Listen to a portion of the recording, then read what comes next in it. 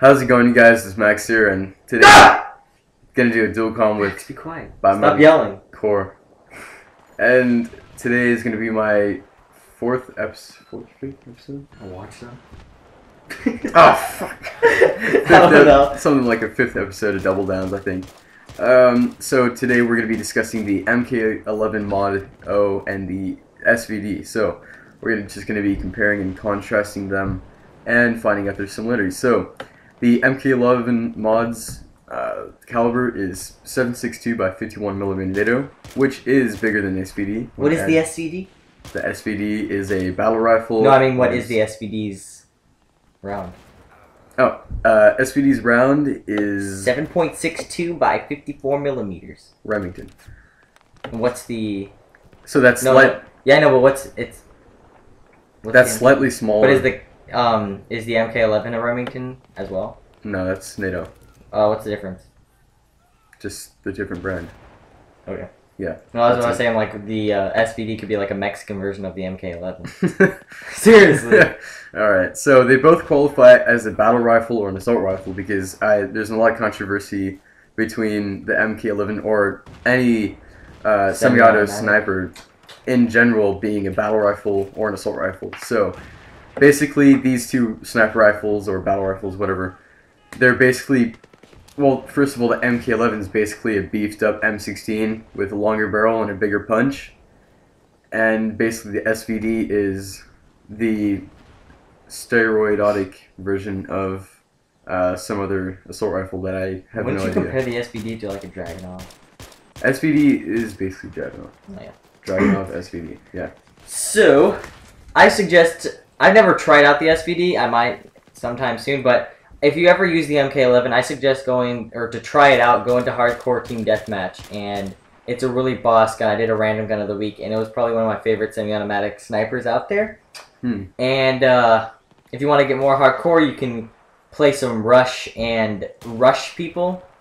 And it's a really good close-quarter gun. Even though it's a semi-automatic snipers, a lot of semi-automatic snipers, like the MK11, it has a good rate of fire for a semi-automatic sniper. I guess you could say that. Yeah, a lot of the times my trigger finger is faster than the weapon can even fire, so that's a big drawback. But then again, you shouldn't spray with this gun at all, unless you put maybe a laser sight on it and go hip fire people in the face. But other than that, your shots when you ADS should be controlled bursts at all times. Otherwise, you'll barely hit anything because it's medium range is the best for these two weapons, and close quarters is alright. You could still use this gun at long range. I used the SKS at long range. I shot a guy, got like a 200 marksman. Did you see that? No, but that's pretty good. SKS. That's pretty good for a semi-auto though. Yeah, and I mean, it could do the job if you wanted to do it long range. It just might be more difficult than a bolt action sniper. And that brings us to our next topic: is attachments. So bipod is definitely a good choice for both of these weapons. I contradict. If you're going to be camping, a bipod would be good. But if you were going to be... Well, yeah, if you want to lay down suppressive fire on an objective, then that'll be great. Laying prone on like a car or something. But I always have troubles placing down the bipod. Like I always try to place it down, but then like for some reason it always aims in. Well, yeah, it's mainly for defensive and suppression circumstances. If you're in like... If you have the bipod on and you're trying to lay down when there's like enemies in front of you, don't do that, which I always do. I'm just like running up to the enemy, release down the bipod, try to shoot them. Yeah. It doesn't work out too well. But then again, it's either the bipod or nothing because the foregrip reduces the ADS accuracy. So definitely, if you don't want to put the bipod on, then don't even bother putting on the foregrip as well. The bipod doesn't do anything bad to your gun. It doesn't like change your. It just helps you steady because the weapon. Well, I mean, like when you know how the foregrip, you put it on, well, it changes something about the gun, like changes like the silencer changes how far it travels and stuff like that. But like the bipod doesn't change anything to the gun. It just allows you to place it down to make it more accurate. Yeah. Which is one upside to the bipod. So if you still are in close quarter combat, I suggest just putting on the bipod and just don't place it down if there's enemies right next to you. Yeah. when you have the chance, you can. Well, I mean, obviously, if you're storing a building, you don't want to like. There's a guy going fuck! Going prone like on the ground as soon as you see somebody. Yeah, what I noticed was Spider-Man's jizzing. Oh.